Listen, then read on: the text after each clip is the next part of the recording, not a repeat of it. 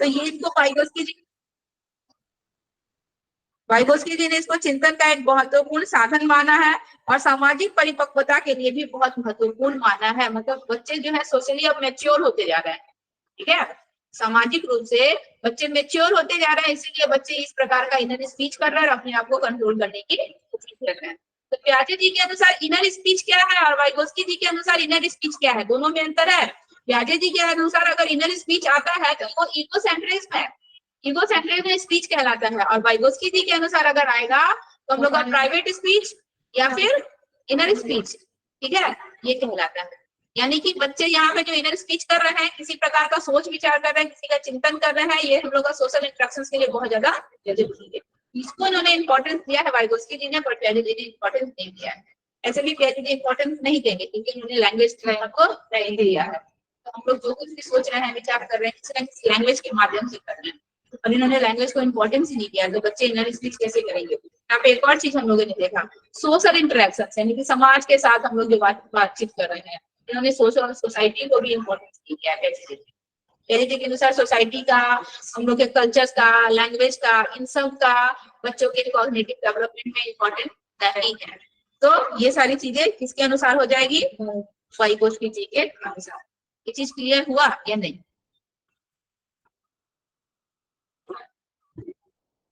ये चीज क्लियर हुआ या नहीं? मैम एक बार और बता दीजिए। एक बार और चलिए, बाकी आपको दीपेंद्र जी, उषा जी? जी मैम, कुछ चलिए, इससे पहले हम लोग वाइगोस्की जी का 4 फोल्डर थ्योरी पढ़े। उस 4 फोल्डर थ्योरी में हम लोगों ने देखा, सेकंड स्टेज में देखा, क्या देखा, प्री हम लोग का क्या था, प्री ऑपरेशनल स्टेज में हम लोगों ने देखा वाइगोस्की जी की थ्योरी में कि बच्चे क्या, प्याजे जी की थ्योरी, सॉरी, बच्चे क्या होते हैं, बहुत ज्यादा इगोसेंट्रिज्म होते हैं, अहम केंद्रवाद होते हैं, ठीक है। यानी कि बच्चे जो कुछ भी सोचते हैं, समझते हैं, वो अपने अनुसार सोचते हैं, वो दूसरों के विचारों को, दूसरों के पॉइंट ऑफ व्यू को बच्चे नहीं समझते। बच्चे क्या समझते हैं कि वो सेंटर में है और जो भी कुछ भी इन्वायरमेंट में हो रहा है उनके इर्द गिर्द, वह सब उनके अनुसार हो रहा है, उनके अनुरूप हो रहा है। क्या मतलब, बच्चे जो है फैक्ट से, रियलिटी को नहीं जानते, वास्तविकता को नहीं जानते हैं। जो भी चीजें, बच्चे कार्टून देख रहे हैं, कार्टून के अनुसार एक कैरेक्टर अपने आप में डाल लेते हैं, उनके अनुसार जो कुछ भी, मतलब परियां आसमान से उड़ती हुई आएंगी, जादू करेंगे तो मिठाई सामने आ जाएगा।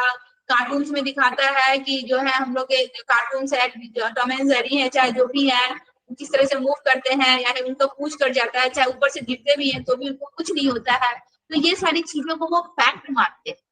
जो चीजें फैक्ट नहीं है, जो सच्चाई नहीं है, जो वास्तविकता नहीं है, उन चीजों को भी क्या मानते हैं, फैक्ट मानते हैं। उनके अनुसार जो है, उनके अनुसार ही हर चीजें जो है उनके आसपास जो है इर्द गिर्द वह होती है, ठीक है। तो वो वास्तविकता से उस समय उनको परिचय नहीं रहता है कि वास्तविकता क्या है, वो मृत्यु को नहीं समझते हैं। उनके अनुसार मृत्यु क्या होती है उस टाइम पे, मृत्यु का मतलब किसी चीज का टूट जाना या खत्म हो जाना। वास्तव में मृत्यु क्या होती है उसकी सच्चाई को बच्चे नहीं जानते हैं। तो ये बच्चे हम लोग के ईगोसेंट्रिज्म कहलाते हैं, क्योंकि वास्तविकता जो है, सच्चाई जो है, फैक्ट जो है, उसको बच्चे नहीं जान रहे हैं, जो रियलिटी क्या है, ठीक है।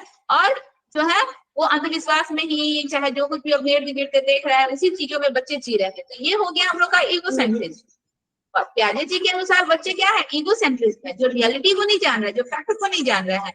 लेकिन वाइगोस्की जी क्या कहते हैं, वाइगोस्की जी बोल रहे हैं कि बच्चे को अगर फैक्ट बताया जाए तो बच्चे फैक्ट से परिचित होंगे, बच्चे फैक्ट को जानेंगे, ठीक है। वाइगोस्की जी के अनुसार बच्चे जो अपने आप से बातें करते हैं, अपने आप को आत्म नियमन के लिए वो बातें करते हैं, यानी कि अपने आप को रेगुलेट करने के लिए, अपने आप को नियंत्रित करने के लिए। मान लीजिए कोई ऐसा सिचुएशन आ गया, कोई ऐसी परिस्थिति आ गई जिसमें अचानक से बच्चा जो है किसी ऐसी कंडीशन में आ गया, परिस्थिति में आ गया जिसमें वो सामने जवाब नहीं दे सकता या कुछ बोल नहीं सकता है, तो वो बच्चा अपने आप में बातें कर अपने आप को क्या करता है, कंट्रोल करने की कोशिश करता है, ठीक है। हम लोग भी, बच्चे को छोड़ दीजिए, हम लोग भी अपने आप से बातें करते हैं, अपने आप को कंट्रोल करने की कोशिश करते हैं। जब हम लोग अपने में बहुत ज्यादा देखिएगा टेंस रहते हैं, बहुत परेशान रहते हैं, जाइए मेरे से क्या हो गया, मान लीजिए रोड पे जा रहे हैं, अचानक से हमारे सामने कोई पपी का बच्चा आ गया, पपी आ गया, चाहे कुछ आ गया, एक्सीडेंट हो गया, तो हम लोग वहां पे अपने आप से जो बातें कर रहे थे, चाहिए क्या कर दिए, कहाँ ध्यान था मेरा, मेरे साइकिल के नीचे या फिर मेरी गाड़ी के नीचे कुत्ते का बच्चा आ गया, वो बेचारा मर गया। हम लोग अपने आप से ये बातें कर रहे हैं ना, हम लोग ये अपने आप से बातें कर रहे हैं, यानी कि अपने आप को कंट्रोल करने की कोशिश करें। उस समय हम लोग जिस सिचुएशन में है, हम लोग घबराए हुए हैं, हम लोग डरे हुए हैं, या फिर हमारे अंदर जो अफसोस की भावना है, उसके लिए हम अपने आप से जो बातें कर रहे हैं, वो अपने आप को रेगुलेट कर रहे हैं। मतलब हमारा जो नॉर्मल जो बिहेवियर था, उससे हम या अप या फिर डाउन हो गए, तो हम अपने आप को कंट्रोल कर रहे हैं, तो लेवल में लाने की कोशिश करें। तो प्याजे जी के अनुसार जो हम अपने आप से बातें कर रहे हैं, वो अपने आप को सेल्फ रेगुलेटिंग का काम कर रहे हैं, अपने आप को कंट्रोल करने की कोशिश कर रहे हैं। इसको प्याजे जी जो है, सॉरी वाइगोस्की जी जो है, इसको इनर स्पीच यानी कि निजी संभाषण, ठीक है, वाइगोस्की जी इसको निजी संभाषण कहते हैं, आंतरिक संभाषण कहते हैं, या व्यक्तिगत वार्ता भी कहते हैं वाइगोस्की। इसको हम लोग इनर स्पीच कह सकते हैं, प्राइवेट स्पीच कह सकते हैं, वाइगोस्की जी इसको कहते हैं। लेकिन प्याजे जी के अनुसार क्या, प्याजे जी के अनुसार बच्चे जो है फैक्ट को नहीं जानते, रियलिटी को नहीं जानते हैं, सच्चाई क्या है उसको नहीं जानते, वो केवल जो है अपने अनुसार ही चीजों को समझते हैं और जानते हैं। तो वो जो है इनर स्पीच, मान लीजिए अगर बच्चे कर रहे हैं, प्याजे जी के अनुसार अगर बच्चे इनर स्पीच कर भी रहे हैं, तो वो जो है अपने आप को कंट्रोल करने के लिए या किसी सिचुएशन से बाहर निकालने के लिए नहीं कर रहे हैं, वो केवल बस अपने आप में ही बड़बड़ा रहे हैं। उनके इनर स्पीच का कोई वैल्यू नहीं है, कोई महत्व नहीं, कोई पॉइंट ऑफ व्यू उसका कोई नहीं निकलता, ठीक है। प्याजे जी के अनुसार, प्याजे जी के अनुसार क्या है, बच्चे को रियलिटी नहीं पता है, बच्चे को फैक्ट नहीं पता है, बच्चे केवल जो है अपने इर्द गिर्द जो है अपने अनुसार ही चीजों को देखना चाहते हैं या करना चाहते हैं, दूसरों के पॉइंट ऑफ व्यू को एक्सेप्ट नहीं करते हैं। यानी कि बच्चे जो इनर स्पीच कर रहे हैं, आंतरिक संभाषण कर रहे हैं, उसका कोई महत्व नहीं है, बच्चे आपस में बड़बड़ाते हैं, ठीक है, उनको केवल बड़बड़ाना उनके अनुसार है। लेकिन वही वाइगोस्की जी के अनुसार, क्योंकि वाइगोस्की जी के अनुसार सपोर्ट का भी जिक्र किया गया है। वाइगोस्की जी के अनुसार क्या कहा गया है कि अगर बच्चे को रियलिटी नहीं पता है, फैक्ट नहीं पता, अगर हम उनको बताएंगे तो बच्चे फैक्ट से भी जानेंगे, इसको भी जानेंगे, एक्सेप्ट करेंगे, ठीक है। अगर हम बच्चों को मान लीजिए कि बच्चों का लेवल, अगर हम लोग ZPD पढ़े, बच्चों का लेवल अगर 60% है, अगर हम उसको 40% हेल्प कर दे, तो बच्चे 100% तक जा सकते हैं। उन्हें इतनी कैपेसिटी होती है, हेल्प कर दिया जाए किसी एल्डर्स के थ्रू, उसके टीचर्स के थ्रू, या किसी सपोर्टर के थ्रू हेल्प कर दिया जाए, तो बच्चे 100% तक जा सकते हैं। तो ये वाइगोस्की जी का कहना था। यहाँ पे भी वाइगोस्की जी यही कह रहे हैं कि अगर हम बच्चे को सिचुएशन में, बच्चा फंस रहा है और बच्चा अपने आप से बातें कर रहा है, वो अपने आप को कंट्रोल करने की कोशिश कर रहा है, अपने आप को सिचुएशन से बाहर निकालने की कोशिश कर रहा है, अपने आप को नॉर्मल करने की कोशिश कर रहा है, ठीक है। तो इसी को वाइगोस्की जी ने इनर स्पीच यानी कि आत्मनियमन, ठीक है, सेल्फ रेगुलेटिंग का काम करता है। इसको वाइगोस्की जी ने क्या कहा है, इनर स्पीच या प्राइवेट स्पीच।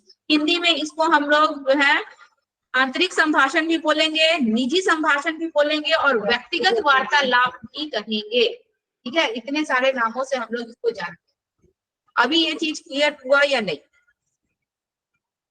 लेकिन अगर यही इनर स्पीच का बात आ रहा है, अगर यही इनर स्पीच का बात आ रहा है और प्याजे जी के अनुसार आ रहा है कि प्याजे जी के अनुसार बच्चों का ये इनर स्पीच क्या है, तो प्याजे जी के अनुसार बच्चों का ये इनर स्पीच क्या है, आत्मकेंद्रता है, ईगो सेंट्रिज्म हो गया।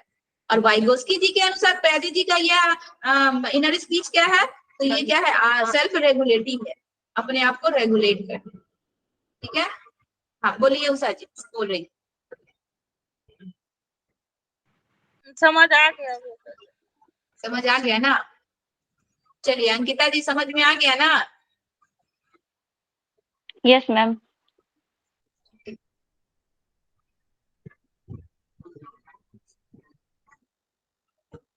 चलिए आगे देखिए, वाइगोस्की जी का ही थ्योरी हम लोग पढ़, आगे देखिए बताया जा रहा है कि वाइगोस्की जी के सिद्धांत के अनुसार स्टार्टिंग में जो बच्चे जो होते हैं, बच्चों में जो सोचने की, समझने की, चिंतन करने की जो कैपेसिटी होती है एवं भाषा, दोनों ही स्वतंत्र रूप से पहले विकसित होती है, मतलब एकदम फ्री होते हैं बच्चे, जो सोच रहे हैं, विचार कर रहे हैं, या फिर बच्चों में जो लैंग्वेज पावर आ रहा है, वो दोनों ही फ्रीली बच्चों में आता है। ऐसा नहीं है कि कुछ रूल रेगुलेशंस के तहत बच्चों में आता है, ठीक है। वो दोनों ही स्वतंत्र रूप से पहले से ही बच्चों में विकसित होता है और बाद में आपस में मिल जाते हैं।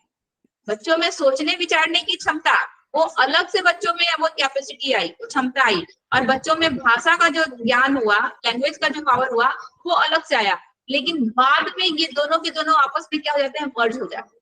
ठीक है, उनका सोच, उनके सोचने की क्षमता और उनका भाषा, ये दोनों आपस में मर्ज हो जाता है, और बच्चे जो कुछ भी सोचते हैं, विचारते हैं, वो किसी न किसी भाषा के माध्यम से सोचते हैं या विचारते हैं।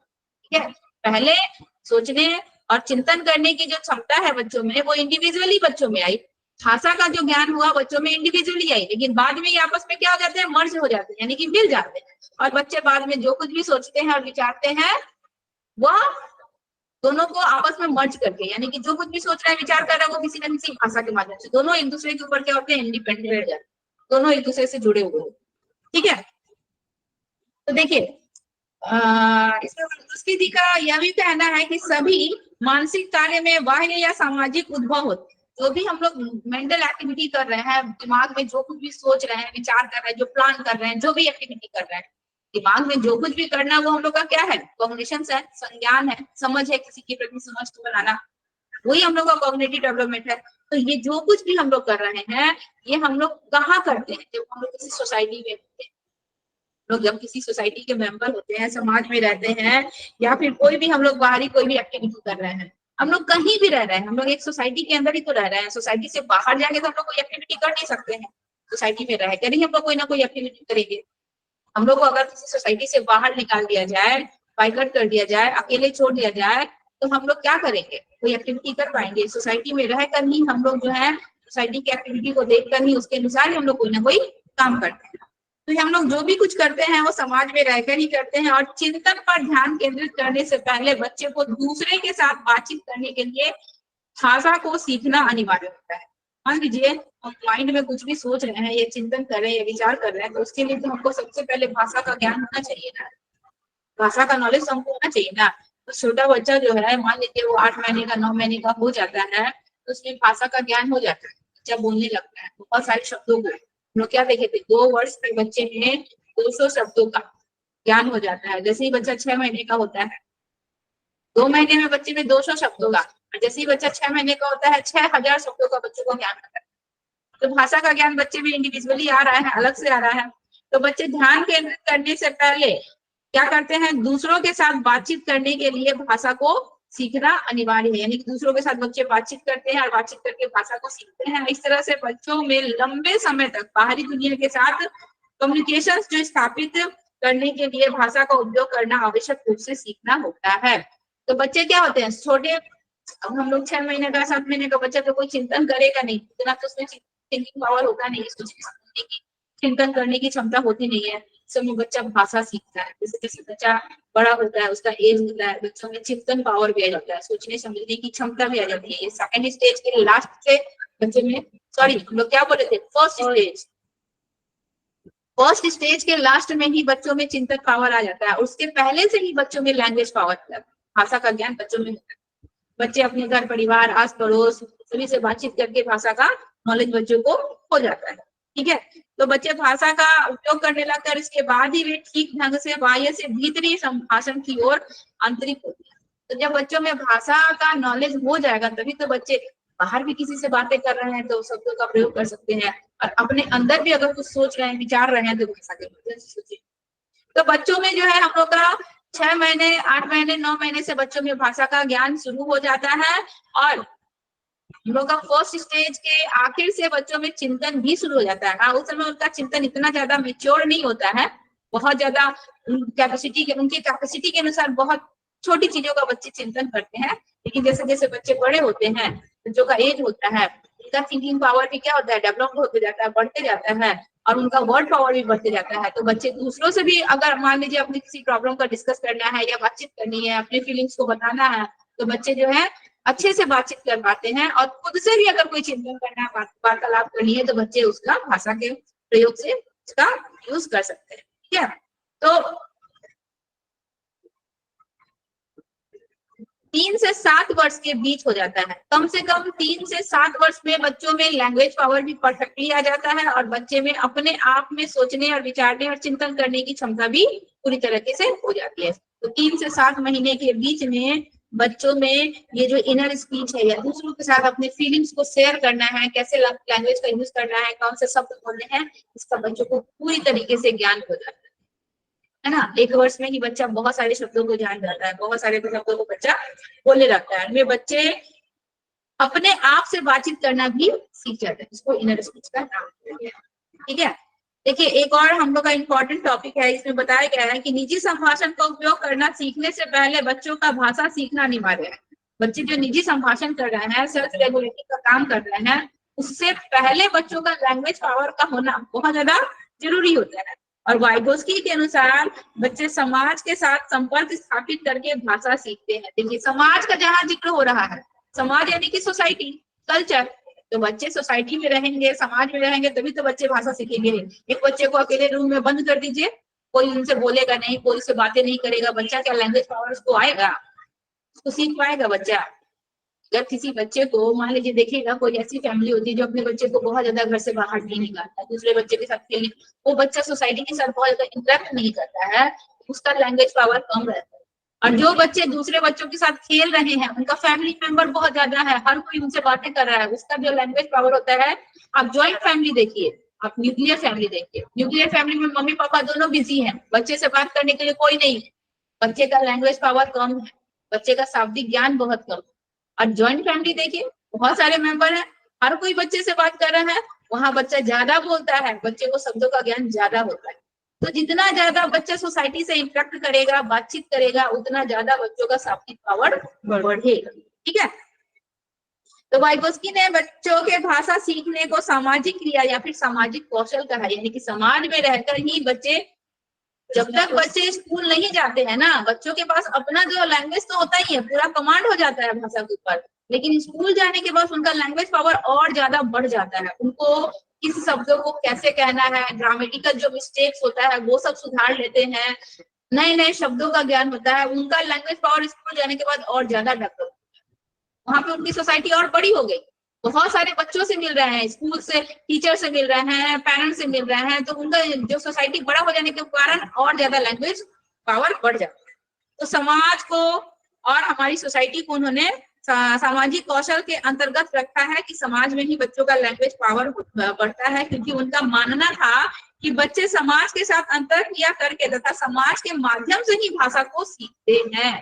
यहाँ पे इस पॉइंट्स को जोड़ दिया गया है कि बच्चे समाज के साथ अंतःक्रिया करके या समाज के माध्यम से ही बच्चे भाषा सीखते हैं। जबकि व्याधि जी क्या कहते हैं कि बच्चे जो है अपने इन्वायरमेंट के साथ खुद ही इंटरेक्ट होके अपने कॉग्निशंस, अपने ज्ञान का निर्माण खुद ही करते हैं, विदाउट एनी हेल्प, किसी के हेल्प के बिना स्वयं ही करते हैं।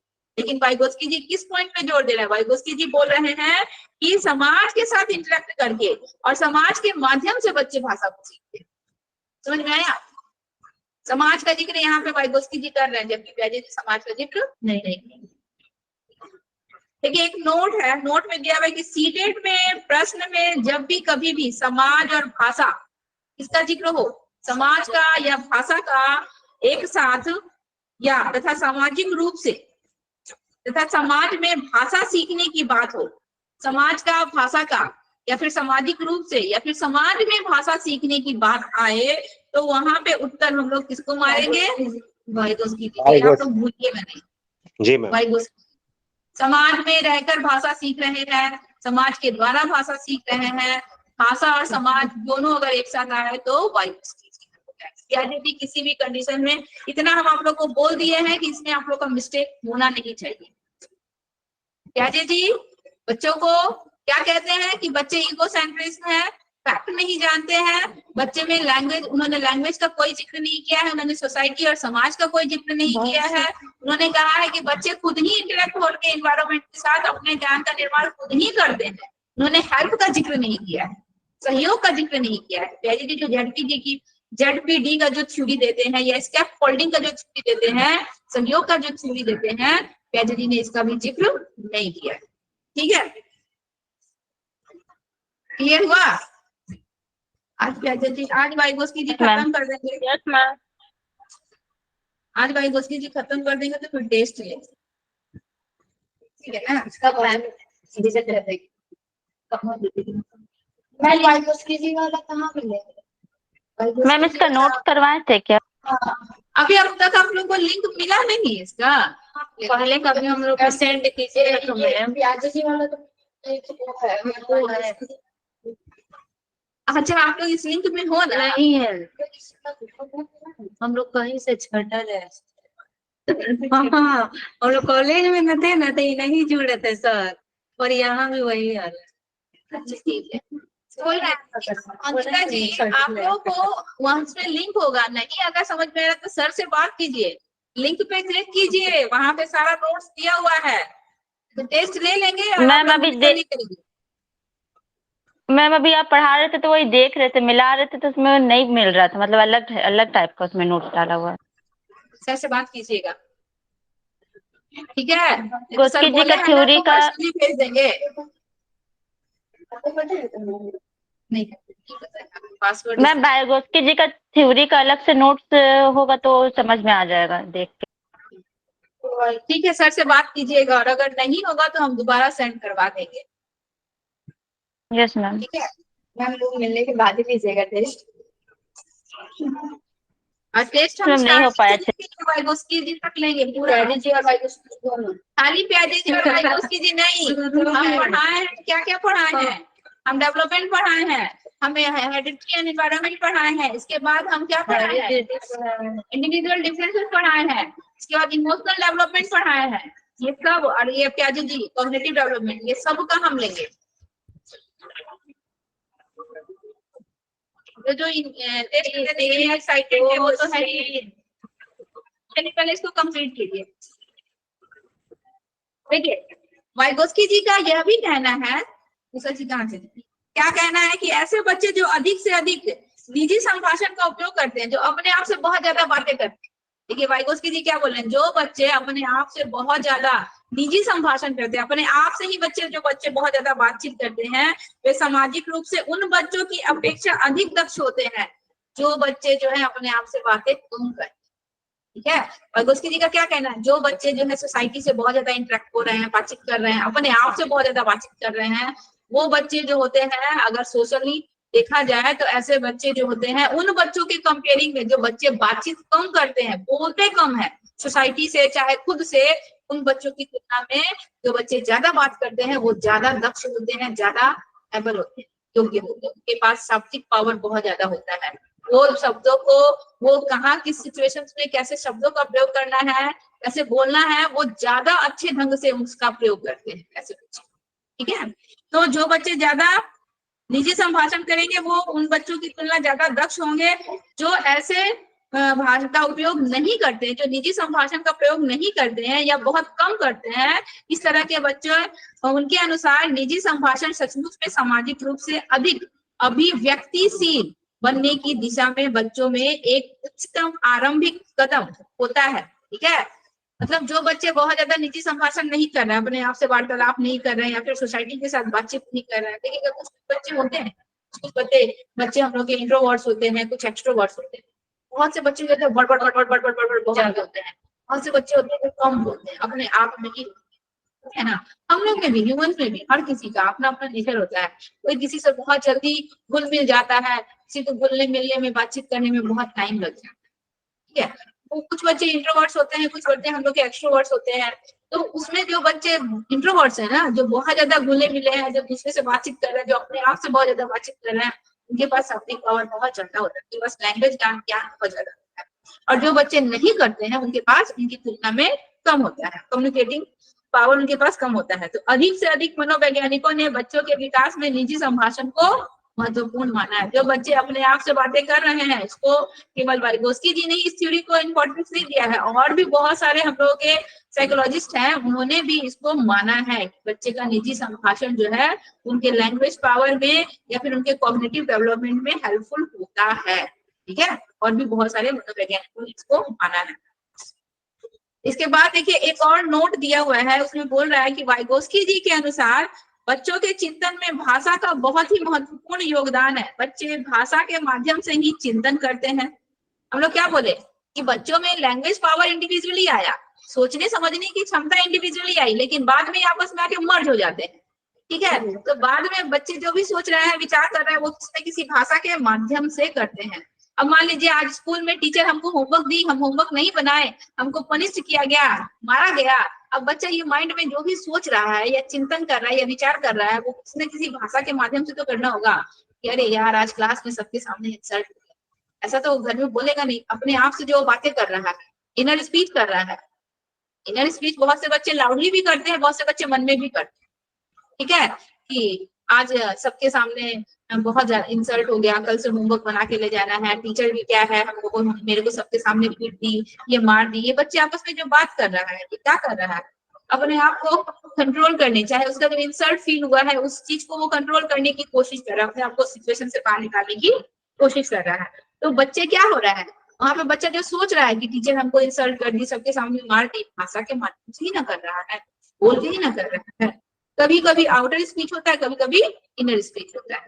ठीक है, तो बच्चों में, क्योंकि बच्चे चिंतन में या अपने विचार में भाषा का ही प्रयोग करते हैं, जबकि प्याजे ने बच्चों के चिंतन और विचार में भाषा को कोई महत्व नहीं दिया। ठीक है, अभी देखिए एक दिया हुआ है कि शिक्षा मनोवैज्ञानिकों ने वाइगोस्की का यह सिद्धांत बहुत ही लोकप्रिय है। इस सिद्धांत में व्यक्तियों के साथ अंतःक्रिया के माध्यम से सहयोगात्मक अधिगम पर भी बल दिया गया है। प्याजे जी का, वाइगोस्की जी का जो थ्योरी है कि बच्चे जो है अपने आप को दूसरों के साथ इंटरेक्ट करके लैंग्वेज पावर बढ़ाते हैं, कॉग्निटिव डेवलपमेंट उनका होता है, ये थ्योरी जो है वाइगोस्की जी का, दूसरे जो हम लोग के साइकोलॉजिस्ट है ना, इसमें बहुत ज्यादा इंपॉर्टेंट है। उन्होंने सभी साइकोलॉजिस्ट ने इनको इम्पोर्टेंस माना है। तो इसको सहयोगात्मक अधिगम यानी कि सपोर्टिंग लर्निंग कहा गया है। सहयोगात्मक अध्ययन का मतलब क्या, सहयोग के द्वारा, सपोर्ट के द्वारा। अच्छा ठीक है, चलिए अभी हम लोग प्याजे जी का थ्योरी पढ़े थे कि शिक्षा के क्षेत्र में उनका क्या इंपॉर्टेंस है। ठीक है, एजुकेशन इम्प्लीमेशन में। अब वाइगोस्की जी की थ्योरी को पढ़ते हैं कि एजुकेशन में इनका क्या इंपॉर्टेंस है, इनकी थ्योरी का। ठीक है, तो देखिए वाइगोस्की जी का जो है एजुकेशन के क्षेत्र में अगर देखा जाए तो शिक्षण और अधिगम के लिए एक नई दृष्टि प्रदान करता है। प्याजे जी जहाँ बोलते हैं कि बच्चों का लेवल अगर 60% है तो वो 60% ही रहेगा, हम उसको आगे नहीं बढ़ा सकते, उसका माइंड उतना ही है। लेकिन प्याजे जी का थ्योरी क्या है, प्याजे जी बोलते हैं कि अगर बच्चों का लेवल 60% है तो हम उसको हेल्प के थ्रू बढ़ा सकते हैं। ठीक है, तो यहाँ पे शिक्षण अधिगम में इनके जो पॉइंट ऑफ व्यू को बहुत से मनोवैज्ञानिकों ने एक्सेप्ट किया है, माना है कि यह बात सही है। अगर हम बच्चे को हिंट दे दे, सपोर्ट दे दे, सहयोग दे दे, तो बच्चे जो है उस लेवल से आगे बढ़ सकते हैं, चीजों को जान सकते हैं, उसका कॉन्सेप्ट अपने माइंड में बना सकते हैं। ठीक है, तो यह एक ऐसा दृष्टिकोण है जिसमें शिक्षण अधिगम के सामाजिक संदर्भ और सहयोग के महत्व पर काफी बल दिया गया है। किसका, सहयोग, सपोर्ट, हिंट देना, जो हम लोग स्टेप फोल्डिंग पढ़े, जो हम लोग ZPD पढ़े, इसको बहुत ज्यादा इंपॉर्टेंस दिया गया है। तो वाइगोस्की के सिद्धांत के अनुसार स्कूल में जो वर्ग या कक्षा चलाए जाते हैं, जो भी क्लासेस हो रहे हैं, उसको जो चलाया जा रहा है, उनमें व्यक्ति विभिन्नता पर बल डाला जाता है। मतलब बच्चे का लेवल के अनुसार, उनके एज के अनुसार उनको उस टाइप का सपोर्ट या हेल्प देना चाहिए। मान लीजिए बच्चा प्राइमरी सेक्शन में है, KC में है, चाहे बच्चा 1 स्टैंडर्ड में है या 2 स्टैंडर्ड में है, बच्चों को कोई प्रॉब्लम हो रहा है तो उसके अनुसार हमको उसका उस लेवल में सपोर्ट देना चाहिए, और उसके लेवल का ही हमको प्रॉब्लम वहां पे उसके सामने रखना चाहिए। तो इससे क्या होता है, देखा, बच्चे को सक्रिय सहभागिता के लिए भी पर्याप्त अवसर देने पर बल डाला है। मतलब बच्चा एक्टिव होकर, बच्चा खुद ही इन्वॉल्व होकर कोई भी एक्टिविटी करे, कोई भी वर्क करे। यहाँ पे एक्टिवली वर्क करने का जिक्र प्याजे जी की है। बच्चे जो है खुद ही अपने इन्वायरमेंट के साथ इंटरेक्ट होके, एक्टिवली इंटरेक्ट होके अपने कॉग्निशंस का निर्माण खुद ही करते हैं, इसका जिक्र प्याजे जी भी कहते हैं। ठीक है, और वाइगोस्की जी भी कहते हैं कि बच्चे जो है एक्टिवली वर्क करे, बच्चे खुद उसमें इन्वॉल्व हो। ऐसा नहीं है कि कुछ भी वर्क हो रहा है तो बच्चे क्या है बैठ के केवल देख रहे हैं, नहीं, बच्चों से वो काम करवाया जाए। बच्चे अगर खुद ही एक्टिवली उसको वर्क करेंगे तो बच्चे उस चीज का कॉग्निशन, जो कॉन्सेप्ट जो है, ज्यादा अच्छे से बना पाएंगे या समझ पाएंगे। ठीक है, तो उनको उसके लिए बच्चे को पर्याप्त अवसर देना चाहिए, और इससे छात्रों का शैक्षिक विकास भी क्या होता है, मजबूत होता है। आप लोग देखिएगा, आप लोग खुद भी देखिएगा, जो चीज आप लोग खुद से करेंगे ना, उस चीज का नॉलेज आप लोग को ज्यादा रहेगा। और केवल बता दिया गया है टीचर्स के थ्रू, ब्लैक बोर्ड पे टीचर जो है मैथ्स बता दिए, आप लोगों को कॉपी में बस उतार लिए, आपका उसमें कोई रोल नहीं है, वो चीज आपको ज्यादा अच्छे से समझ नहीं आएगा। लेकिन आप उसमें अपना मेंटल एक्टिविटी कर रहे हैं, अपना माइंड लगा रहे हैं, वो कैसे बनेगा, क्या क्वेश्चन पूछा है, आप उसमें एक्टिव है, उसका आप उसको बना रहे हैं ना, तो देखिएगा उसका कॉन्सेप्ट आपका ज्यादा अच्छे से ज्यादा क्लियर। तो जिसमें बच्चे खुद ही एक्टिवली इन्वॉल्व होके वर्क करते हैं, उससे बच्चों का समझ ज्यादा अच्छे से विकसित होता है। और एक्टिवली वर्क करने का जिक्र प्याजे जी और वाइगोस्की जी दोनों ने ही किया। ठीक है, ये हम लोग का प्याजे जी का थ्योरी जो है आज हो गया कंप्लीट, खत्म। ठीक है, अब आप लोगों को हम सर से बात कर लेते हैं, टाइम दिया जाएगा। आज हो गया बुधवार ना, आज बुध हो गया ना, आज आज वेडनेसडे है ना, सैटरडे को टेस्ट दीजिए आप लोग, वेडनेसडे थर्सडे फ्राइडे 2 मैम दिन का टाइम देते हैं। नहीं, मैम फर्स्ट ज्वाइनिंग नहीं था मैम, क्या बोल रहे हैं, शुरू से हम नहीं थे मैम। शुरू से नहीं थे। ठीक है, शुरू से नहीं थे, कोई बात नहीं, टेस्ट तो देना ही होगा। अब आप सीटेट को एग्जाम देने जाएंगे तो ये नहीं ना बोलेंगे कि सर हम सीटेट महाराज हम शुरू से नहीं थे तो हम नहीं, टेस्ट नहीं देंगे। ऐसा बात नहीं है मैम, नहीं बोल रहे हैं, वो तो लिखेंगे टेस्ट, कोई दिक्कत नहीं है, चाहे शुरू है या नहीं है लिखेंगे। टेस्ट दीजिए मैम जो हाँ बोलिए। थोड़ा सा रिवीजन हो सकता है मैम फर्स्ट से। क्वेश्चन जब आप करेंगे ना दीपेंद्र जी, क्वेश्चन आपको दिया जाएगा, क्वेश्चन आप सॉल्व करेंगे, तो जहाँ क्वेश्चन गलत होता है ना, उस चीज को हम फिर से डील करते हैं, उस चीज को हम फिर से बताते हैं, तो वहां पे ऑटोमेटिक हो जाएगा, ओके हो मैम, जाएगा ना। ओके मैम हाँ बोलिए। मैम स्टार्ट से भेज देते ना सर को बोल के, तो एक बार देख लेते उसको, खुद से रेट कर लेते। क्या आप बोलिए, हमें समझ नहीं आया। मैम जो जो आप बोल रहे थे ना सोशल डेवलपमेंट, जो कुछ ही पढ़ाया हुआ है स्टार्टिंग से, हाँ। कुछ कुछ टॉपिक छूट गया था, तो उससे रिलेटेड जो नोट्स रहता तो वो देख लेते। अच्छा ठीक है, हम सबको बोलेंगे, सब सेंड कर देने के लिए। हम कर देंगे, अच्छा हम कर देंगे आप लोगों को। चलिए पहले कुछ क्वेश्चंस का आंसर दीजिए। मनीष सर आप यहाँ पे ग्रुप में हैं, एक क्वेश्चन शेयर करेंगे तो प्रेजेंट है कि नहीं है।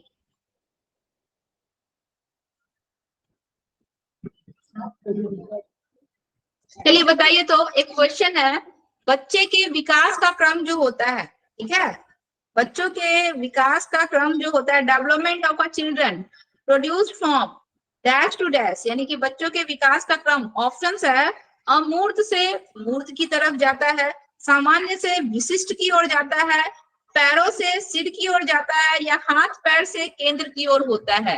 सामान्य से प्रधान से विशिष्ट की ओर में, सामान्य से विशिष्ट की ओर। बच्चे का विकास जो होता है वो पहले सामान्य रूप से होगा, फिर बच्चे विशिष्ट गुणों को एक्वायर करते हैं। ठीक है,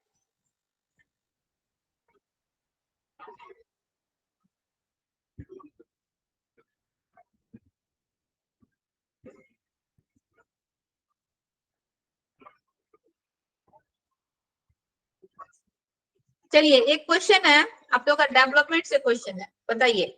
एक बच्चा पहले अपने हाथ से बॉल जैसी चीज, बड़ी चीज को पकड़ना सीखता है, ठीक है, हाथ से बॉल जैसी बड़ी चीज को पकड़ना सीखता है। इसके बाद चिमटी पकड़ने का इस्तेमाल करके एक मटर उठाना सीखता है। पहले क्या कर रहा है, हाथ से बॉल जैसी बड़ी चीज को पकड़ना सीख रहा है, फिर चिमटी की मदद से, मटर जैसी छोटी चीज होती है वो चिमटी की मदद से उसको उठाना सीख रहा है बच्चा। तो यह उदाहरण विकास के किस सिद्धांत को दर्शाता है, बताइए। शीर्षगामी हो गया, इसके बाद हम लोग का समीप दुराभिभागी हो गया, सामान्य धारण हो गया, या संरक्षण हो गया, क्या हो जाएगा। फिर से बोले ऑप्शन, फिर से बोले। शीर्षगामी पहला ऑप्शन है शीर्षगामी, दूसरा ऑप्शन है हम लोग का समीप दुराभिमुखी, समीप दुराभिमुखी, और तीसरा है हम लोग का साम्य धारण, और चौथा है हम लोग का संरक्षण। एक बच्चा पहले हाथ से बॉल को उठाना, बड़ी बॉल को उठाना सीख रहा है। इसके बाद चिमटे की मदद से मटर को उठाना सीख रहा है। यानी कि पहले वो क्या कर रहा है, ग्रॉस मोटर डेवलपमेंट हो रहा है, इसके बाद उसमें फाइन मैटर डेवलपमेंट हो रहा है। पहले बड़ी चीजों को उठा रहा है, फिर बड़े मसल्स का इस्तेमाल कर रहा है, फिर छोटे मसल्स का इस्तेमाल कर रहा है। तो क्या हो जाएगा? सेकेंड स्टेज में 2 नंबर है समीप दूरा विमुखी। देखिए थर्ड नंबर और फोर्थ नंबर तो पहले ही कट गया। साम्य धारण और संरक्षण का जिक्र हम लोग कॉग्निटिव डेवलपमेंट में पढ़े थे। डेवलपमेंट में इसका कोई रोल है ही नहीं, ये 2 ऑप्शंस पहले ही कट गया। इसके बाद शीर्षागामी यानी कि सिर से पैर की तरफ डेवलपमेंट होता है। यहाँ पे हम लोग के यहाँ मसल्स का कोई यूज ही नहीं है, ठीक है। तो यहाँ पे हम लोग क्या पढ़े, समीप दूरा विमाई यानी कि पहले बच्चा जो है क्या करता है, ग्रॉस मोटर डेवलपमेंट हो रहा है, बड़े मसल्स का प्रयोग कर। इसके बाद बच्चा फाइन डेवलपमेंट कर रहा है, यानी कि छोटे मसल्स के द्वारा बच्चा छोटी छोटी चीजों को उठाना सीख रहा है। छोटी छोटी चीजों को उठाना सीख रहा है यानी कि वो छोटे मसल्स का प्रयोग कर रहा है ना। तो यहाँ पे क्या हो जाएगा, समीप। ऐसा ऐसा क्वेश्चन आता है। अभी आप लोग एक बार भी क्वेश्चन किए नहीं हो, ऐसा क्वेश्चन करोगे तो। अच्छा एक क्वेश्चन बताइए जो कि डेवलपमेंट से ही है, कॉग्निटिव डेवलपमेंट से ही है। किस अवस्था में बच्चे वस्तु स्थायित्व की समझ तो बना लेते हैं? वस्तु स्थायित्व यानी कि ऑब्जेक्ट परमानेंस, ठीक है। वस्तु स्थायित्व की समझ तो बना लेते हैं, परंतु यह नहीं समझ पाते हैं कि क्रियाएं परिवर्तनीय है और उनके निर्णय चीजों की मौजूदा दिखावट पर निर्भर करती है। क्वेश्चन है, फिर से क्वेश्चन समझिए। किस अवस्था में बच्चे वस्तु स्थायित्व की समझ तो बना लेते हैं, परंतु यह नहीं समझ पाते हैं कि क्रियाएं परिवर्तनीय हैं और उनके निर्णय चीजों की मौजूदा दिखावट पर निर्भर करती है? ऑप्शन है संवेदीय चालक, पूर्व संक्रियात्मक, मूर्त संक्रियात्मक या अमूर्त संक्रियात्मक। क्या हो जाएगा? ऑब्जेक्ट परमानेंस का क्वालिटी गुण बच्चों में किस स्टेज में आता है, पहले ये बता दो। ऑब्जेक्ट परमानेंस का गुण बच्चों में कौन से स्टेज में आता है? Third stage. हाँ, पढ़ोगी नहीं तो समझोगी कहाँ से, बताइए। अभी कॉग्निटिव डेवलपमेंट आज ही खत्म किया और आंसर आज ही गलत मिल रहा है। ऑब्जेक्ट परमानेंस का गुण बच्चों में कौन से है? उषा जी आप बताइए, आप स्टार्टिंग से क्लास में रही हैं।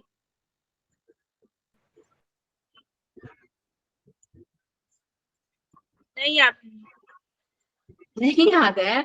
उषा जी आप भी बोलिएगा नहीं याद है। ऑब्जेक्ट परमानेंस वस्तु स्थायित्व आप लोग को ये चीज बताए थे, ध्यान दीजिए। आप लोग को ये चीज बताए थे कि ऑब्जेक्ट परमानेंस का, कि बच्चों के आंखों के सामने वो चीज प्रेजेंट नहीं है, फिर भी बच्चों के माइंड में उसका इमेज बना हुआ है, उसका अस्तित्व खत्म नहीं हुआ है। हम क्या बोले थे कि 2 से 3 साल के बच्चे जो है उनके आंखों के सामने से अगर कुछ ओझल हो जाए तो बच्चे उस चीज को भूल जाते हैं। Out of sight out of mind, नजर के सामने नहीं है, बच्चों को ये याद नहीं रहता। लेकिन जैसे जैसे बच्चे 4 से 7 साल के होते हैं तो बच्चों में ऑब्जेक्ट परमानेंस का गुण आता है, यानी कि बच्चे जो है उस चीज के, अगर बच्चों के आंखों के सामने वो चीज नहीं भी है तो भी बच्चे जो है उसका अस्तित्व बना रहता है। बच्चे उसको ध्यान में रखते हैं, जानते हैं, समझते हैं। यही ना ऑब्जेक्ट परमानेंस है। और ये स्टेज कौन से स्टेज में? हम लोग का फर्स्ट स्टेज में। हम बार बार ये चीज को रटवाते थे कि फर्स्ट स्टेज में ऑब्जेक्ट परमानेंस का गुण आ जाता है बच्चों में, सेंसरी मोटर स्टेज में ही। जी मैम, सेंसरी मोटर स्टेज में ही बच्चों में ऑब्जेक्ट परमानेंस का गुण आ जाता है। यहाँ पे देखिए क्वेश्चंस को समझ लो। बोल रहा था कि किस अवस्था में बच्चों में वस्तु स्थायित्व की समझ तो बन जाती है कि हमारे सामने वो वस्तु नहीं भी है तो भी उसका अस्तित्व बना हुआ है, परंतु यह नहीं समझ पाते हैं कि क्रियाएं परिवर्तनीय हैं, ठीक है, और उनके निर्णय चीजों की मौजूदा दिखावट पर निर्भर करती है। ये चीज जो है हम लोग का फर्स्ट स्टेज होता है, सेंसरी मोटर स्टेज। आप लोग को तो पहले भी बताया है ये चीज। ये प्याजे जी के थ्योरी से कम 6 से 7 क्वेश्चन आता है। सेकंड क्वेश्चन भी वही है। देखिए बोल रहा है कि पूर्व संक्रियात्मक अवस्था के बच्चों के लिए शिक्षण को क्या कहेंगे? पूर्व संक्रियात्मक अवस्था यानी कि कौन सा स्टेज हम लोग का? Pre operational stage, second stage. Age क्या हो जाएगा? 2 से 7 साल। 2 से 7 साल। तो पूर्व संक्रियात्मक अवस्था के बच्चों के लिए शिक्षण को क्या कहेंगे? मूर्त संसाधन व बहुत ही दृश्य यानी कि श्रव्य सामग्री का प्रयोग करना चाहिए। श्रव्य सामग्री यानी कि जिससे बच्चे केवल सुन के चीजों को जाने और समझे। दूसरा बोल रहा है कि जटिल पदानुक्रमिक संबंधों को दिखाते हुए चित्रों का प्रयोग करना चाहिए, चित्र के माध्यम से बच्चे को स्टडी करवाने चाहिए। तीसरा बोल रहा है कि अमूर्त समस्याओं पर काम करने के लिए कहना चाहिए। और चौथा बोल रहा है कि परिकल्पनात्मक सोच वाली समस्या को सुलझाने के मौके मुहैया करवाने चाहिए। सबसे पहले तो क्वेश्चन से जो 2 ऑप्शंस को आप लोग छांटना अलग कीजिए। 3 और 4 अलग हो गया। हम लोग का हाइपोथेटिकल डिडक्टिव रीजनिंग वाला क्वालिटी जो है बच्चों का 4th स्टेज में आता है। अमूर्त वाला भी वही हो गया, जो बच्चे के सामने जो चीजें कॉन्क्रीट रूप में नहीं है वो भी हम लोग का ऑप्शंस कट गया। ठीक है, रह गया कौन कौन सा ऑप्शंस? ऑप्शन नंबर 1 और ऑप्शन नंबर 2। ठीक है, तो पूर्व संक्रियात्मक अवस्था में बच्चों के लिए शिक्षण को कैसा होना चाहिए? जटिल पदानुक्रम संबंधों को दिखाते हुए चित्रों का प्रयोग करना चाहिए। जटिल क्या यानी कि बहुत ही डिफिकल्ट। जटिल का मतलब क्या? डिफिकल्ट। तो डिफिकल्ट वाली चीजें बच्चे को शुरुआत में देनी चाहिए, तो नहीं चाहिए? नहीं। यहाँ बोल रहा है कि मूर्त संसाधनों, मूर्त का मतलब जो चीजें उनको बच्चे को दिख रही है, जो बच्चे छू सकते हैं, जो बच्चे उसको फील कर सकते हैं। तो मूर्त संसाधनों व बहुत सी दृश्य, दृश्य का मतलब यहाँ पे बच्चे देख भी रहे हैं, और श्रव्य, दृश्य का मतलब जहाँ बच्चे देख भी रहे हैं और बच्चे सुन भी रहे हैं। देखिएगा छोटे क्लासेस में, प्ले स्कूल में बच्चों को बड़ा सा LCD होता है, राइम्स लगा दिया जाता है, बच्चे पिक्चर्स भी देख रहे हैं, बच्चे गाना भी सुन रहे हैं, राइम्स भी सुन रहे हैं, इस माध्यम से बच्चों को पढ़ाया जाता है। तो यहाँ पे ऑप्शन नंबर 1 होगा, मूर्त संसाधनों व बहुत सी दृश्य और श्रव्य सामग्री का प्रयोग करना चाहिए। आपका क्वेश्चन ही नहीं बनेगा, आंसर नहीं लीजिएगा तो कैसे होगा? बताइए, अगला क्वेश्चन है, निम्नलिखित में से पार का सही उदाहरण क्या है? पार, सवालों के जवाब बताना। पार यानी कि स्कैफोल्डिंग। ठीक है, which of the following is the correct example of scaffolding? बोल रहा है सवालों के जवाब बताना। दूसरा, संकेत या इशारे देना। तीसरा, भौतिक पुरस्कार देना। चौथा, उद्दीपन प्रतिक्रिया के अनुकूल को सक्रिय करना। 2 नंबर क्या है? संकेत और इशारे। स्कैफोल्डिंग का मतलब क्या? हम बच्चे को संकेत दे दिए, इशारा दे दिए, थोड़ा सा उसको हिंट दे दिए, यही ना था स्कैफोल्डिंग। चलिए, अब इससे ज्यादा क्वेश्चन हम आप लोग से पूछेंगे तो सब आप लोग जान ही जाएंगे। हाँ, मिलेगा क्वेश्चन, फटाफट टिक कर लेंगे। ले, वाइगोस्की का क्या मानना है? वाइगोस्की जी का मानना है कि सीखना केवल ज्ञान का अन्वेषण है। दूसरा बोल रहा है कि सीखना इनाम के प्रति एक नियंत्रित प्रक्रिया है। तीसरा बोल रहा है कि ज्ञान को शिक्षण द्वारा विद्यार्थियों को निष्क्रिय तरीके से पोषित किया जाता है। और चौथा बोल रहा है कि ज्ञान का सह निर्माण उस क्षेत्र में होता है जो बच्चे के स्वतंत्र रूप से कार्य करने व दूसरों की मदद से करने में होता है। 4 नंबर 4 नंबर 4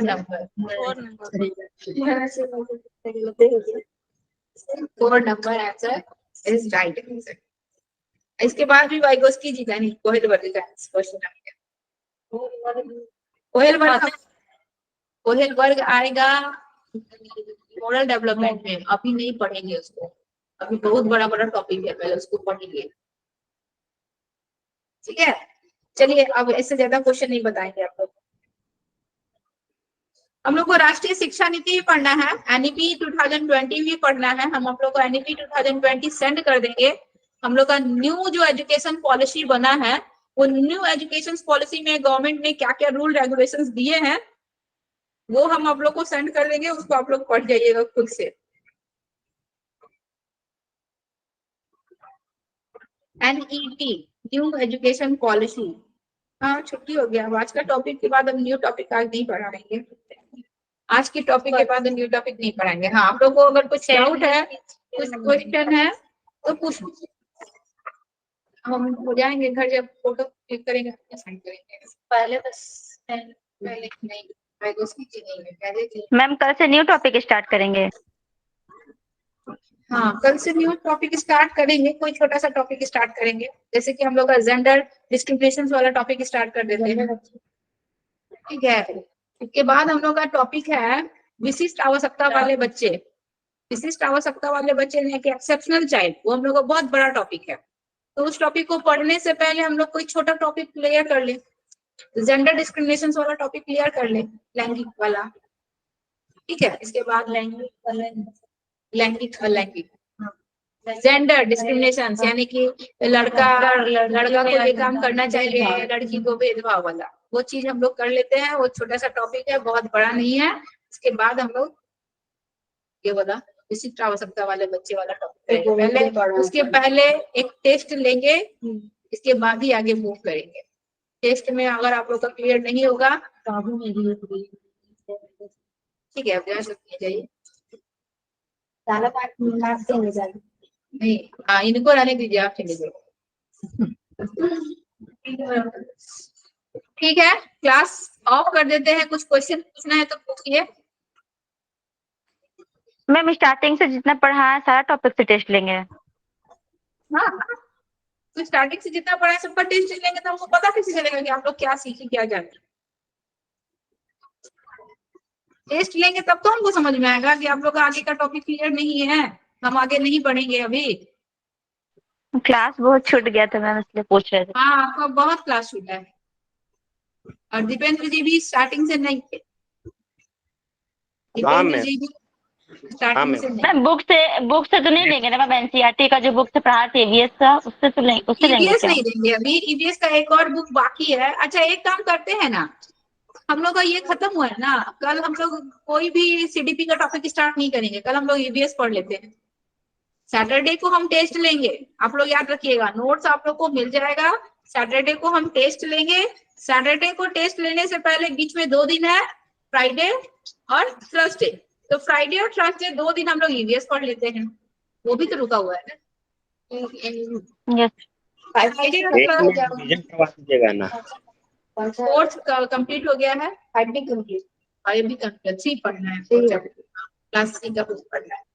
कल हम लोग ईवीएस पढ़ लेते हैं, ठीक है? जी मैम, Yes, थोड़ा ma'am. रिवीजन करवा दीजिएगा ना। क्या करवा देंगे? रिवीजन फिर से। ठीक है, रिवीजन करवा देंगे। पहले आप टेस्ट कीजिए, हम देंगे देखें मैम। आप, ठीक है, या फिर आपको वीडियो भी मिल जाएगा, जी हम आपको रिवीजन करवा देंगे। लेकिन पहले हम देखें तो कि आपको कितना का नॉलेज है। जहां तक क्लास किए हैं वो भी आपको अच्छे से नॉलेज है, हम करवा देंगे, टेंशन मत लीजिए। कल हम लोग ईवीएस पढ़ेंगे, हम आप लोग को शेयर करके दे देंगे, स्क्रीन पे शेयर करके ही बताएंगे। हम लोग अभी क्लास 5 का बुक कंप्लीट नहीं हुआ था, हो गया था उषा जी? क्या मैम? क्लास 5 का बुक हम लोग का कंप्लीट हो गया था। शायद का कंप्लीट हो गया। हाँ, आई थिंक सो कंप्लीट हो गया। क्लास 3 वाला ना मैम। अच्छा, ठीक है, क्लास 3 का बुक शेयर कर देंगे हम लोग स्क्रीन पे, हम स्क्रीन पे शेयर करके ही पढ़ाएंगे। मैम हाँ बोलिए। बुक से भी क्वेश्चन आएगा मैम, ईवीएस के बुक से भी ना? ईवीएस नहीं, ईवीएस अलग टॉपिक है, सीडीपी अलग टॉपिक है। हम आप लोगों को केवल सीडीपी का टेस्ट लेने के लिए बोल रहे हैं। ईवीएस का हम जब तक तीनों बुक कंप्लीट नहीं करेंगे, हम ईवीएस का टेस्ट नहीं देंगे। हम ईवीएस का तीनों बुक कंप्लीट कर देंगे, और इसके अलावा जो है हम लोग का एनईपी है 2020, ये सेंड कर देंगे, और भी कुछ नोट्स है वो सब सेंड कर देंगे, तभी हम ईवीएस का टेस्ट लेंगे। मैम हम बोल रहे हैं मैम कि जो ईवीएस का बुक है मैम, वो एग्जाम में उससे भी क्वेश्चन आता है मैम अधिकतर। हाँ हाँ हाँ, आपको सिलेबस नहीं पता है? हम लोग का 30 मार्क्स का सीडीपी आएगा, चाइल्ड डेवलपमेंट से आएगा। टोटल हम लोग का 150 मार्क्स का आता है सीटेट में क्वेश्चन। टोटल 150 मार्क्स का आता है, जिसमें से 30 मार्क्स का आपका सीडीपी आएगा, चाइल्ड डेवलपमेंट से आएगा। 30 मार्क्स का आपका ईवीएस आएगा। ईवीएस हम लोग का क्लास 3, 4, 5 का एनसीईआरटी के बुक से क्वेश्चन आता है, ठीक है। 30 मार्क्स का हम लोग का मैथ से आएगा, जो कि हम लोग का 1, 2, 3, 4, 5 का मैथ रहता है एनसीईआरटी का बुक, समझ में आएगा। इसके बाद 30 मार्क्स हम लोगों का लैंग्वेज 1 और 30 मार्क्स लैंग्वेज 2। लैंग्वेज है 1, आप जो कुछ भी चूज करें, हिंदी, इंग्लिश, मराठी, तेलुगु, जो भी, Bengali, as you wish. Generally हम लोग का लैंग्वेज 1 हिंदी ही रहता है, और लैंग्वेज 2 आप इंग्लिश चूज करें, आप अपना कोई जो है झारखंड का भाषा चूज करें, संस्कृत चूज करें, जो भी चूज करना है, वो लैंग्वेज 2। तो टोटल देखिए कितने मार्क्स का हुआ, 30 मार्क्स का CTP हो गया, 30 मार्क्स का EVS हो गया, 30 मार्क्स का मैथ्स हो गया, 30 मार्क्स का लैंग्वेज 1 हो गया, 30 मार्क्स का लैंग्वेज 2 हो गया। टोटल हम लोग का 5 हो गया, 150 मार्क्स का हो गया, सब इंडिविजुअली और सब आता Yes, है। टोटल 150 मार्क्स का हम लोग का क्वेश्चन आता है, ठीक है। 150 मार्क्स का क्वेश्चन आएगा, सब में 30 क्वेश्चन आएगा और प्रत्येक क्वेश्चन के लिए 1 मिनट का टाइम रहता है। एक question 1 minute. Ma'am negative 250 marking में होता है क्या? हाँ, नहीं इसमें नेगेटिव Negative- मार्किंग नहीं होता है, यही तो बेनिफिट है, इसमें नेगेटिव मार्किंग नहीं होता है। अगर आपका कोई क्वेश्चन गलत भी हो गया तो नेगेटिव मार्किंग नहीं हो, ठीक है, इसमें नेगेटिव मार्किंग नहीं होता है, इतना ध्यान रखें। मैम CDP का कौन कौन सा टॉपिक पढ़ा है, थोड़ा बोल देते लिख लेते। CDP का हम डेवलपमेंट वाला टॉपिक पढ़ा चुके हैं, 4th चैप्टर। सेकंड हम लोग हेरिडिटी एंड इन्वायरमेंट वाला टॉपिक पढ़ा चुके हैं। थर्ड इंडिविजुअल डिफरेंसेस पढ़ा चुके हैं। फोर्थ मैम हिंदी से बोलिए।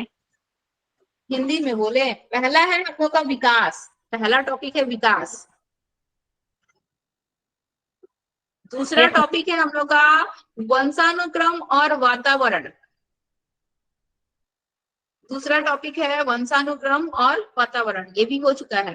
तीसरा है हम लोग का व्यक्तिगत विभिन्नता, ये भी हो चुका है, व्यक्तिगत विभिन्नता। और चौथा है हम लोग का संवेगात्मक डेवलप विकास, सांवेगिक विकास, सॉरी सांवेगिक विकास, इमोशनल डेवलपमेंट, सांवेगिक विकास, ठीक है। और अभी अभी जो हम लोग ये टॉपिक खत्म किए, जिसका नाम था संज्ञानात्मक विकास, जिसको हम लोग इंग्लिश में कहते हैं कॉग्निटिव डेवलपमेंट, संज्ञानात्मक विकास।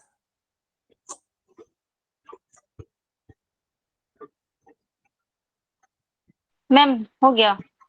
हाँ, इतना अभी तक कंप्लीट हुआ है टॉपिक, अभी मैम बहुत बाकी है। संज्ञानात्मक विकास के ही अंदर ये बैगोस्की जी की थ्योरी, प्याजे जी इसी में की हम लोग थ्योरी, प्याजे जी और वाइगोस्की जी का सारा चीज आ रहा है। हाँ, Yes, संज्ञानात्मक ma'am. विकास में ही हम लोग प्याजे जी और वाइगोस्की जी का सांवेगिक विकास, इमोशनल डेवलपमेंट, संवेग का कैसे बढ़ता है। ठीक है, आज का क्लास यहीं पे ऑफ करते हैं, कल EVS का क्लास होगा। अभी तक सीटेट का कोई Okay, ma'am. नोटिफिकेशन नहीं है। ठीक, जी ma'am, bye. Thank you ma'am, good night.